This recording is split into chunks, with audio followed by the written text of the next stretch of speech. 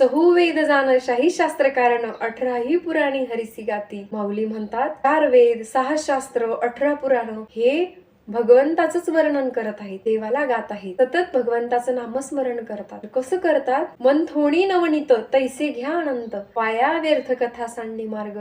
ज्याप्रमाणे एखादी बाई दह्याचं घुसळण करते, त्यामध्ये गरम पाणी गार पाणी घालते आणि घुसळी ती घुस नवनीत बाहेर येतं, म्हणजे लोणी बाहेर येतं आणि त्या लोण्याचा स्वीकार करतो. ताकाला एवढं महत्व देत नाही, ताकाचा त्याग करतो. त्याचप्रमाणे माऊली म्हणतात की मंथन करून काय करायचं आहे? जीवाशिवाचं मंथन करून त्यातलं सार काढायचंय. सार काय आहे? भगवंत आहे. भगवंताचं नाम हे त्यातील सार आहे. एक हरी आत्मा जीव शिव समा, वायाची दुर्ग मनान घाली म्हण. मग काय आहे? आपल्याला काय दिसेल?